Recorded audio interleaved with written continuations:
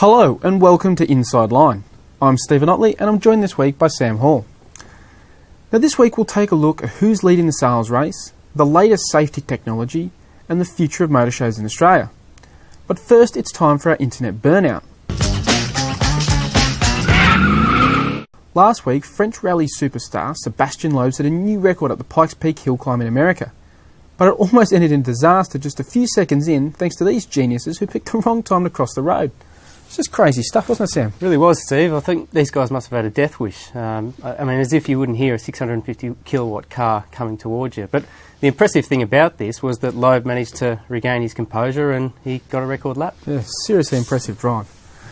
Now, last week also saw the June new car sales figures released. Halfway through the year, it's no surprise to see Toyota topping the charts yet again. But there were a few surprises behind them, wasn't there?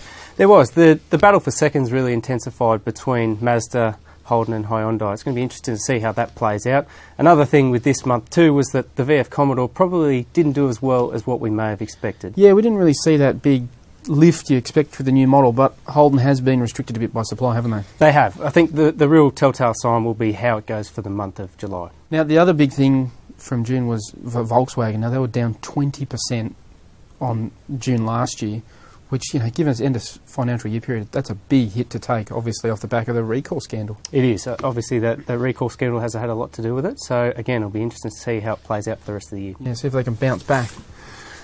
Now, moving on to safety is constantly evolving in new cars, and new ways to protect both occupants, pedestrian, and even wildlife are on the way. Now, Sam, you went to Sweden last week to take a closer look. What'd you find?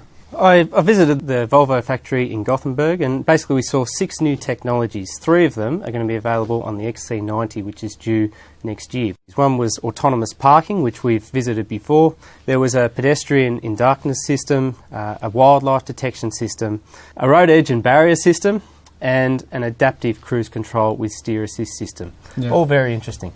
Yeah, now, but what are they like? I mean, is it a bit weird to drive around?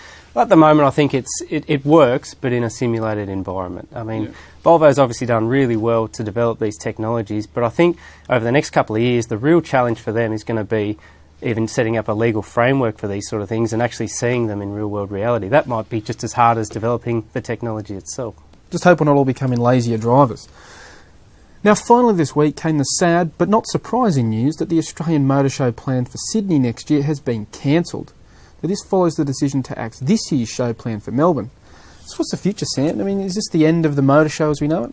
Well, I think what's happened has probably been a long time coming, Steve. I mean, with the internet and spy photographers and things like that, I mean, motor shows aren't exclusive as what they probably once were, and there's probably not the same amount of excitement that comes with visiting a motor show and seeing a car for the first time. Yeah, well, it's certainly expensive, and we've seen, you know, the number of brands left out over the years. Like almost half the brands in Australia missed the last show in Sydney. So it'll be interesting to see how this evolves, though, because we've seen overseas with shows getting cancelled, like the London Motor Show's now incorporated itself as part of the Goodwood Festival of Speed, and given it actually a dynamic component where, you know, the cars that can actually get fired up and race around and drive in front of people. So, you know, maybe that's the future. We saw a bit of that with Top Gear Live, didn't we, earlier this year? Yeah, I agree. I think the Top Gear format really worked. It got people that were interested in cars but might not ordinarily go to a motor show, go along and actually take part in these kind of things, and that might be the solution. It's probably a lot more exciting to people than the exhibition hall and looking at a car on a revolving stage. Yeah, well, hopefully, you know, we get something. Well, that's it for Inside Line this week. As always, for the latest motoring news, reviews and videos, visit drive.com.au.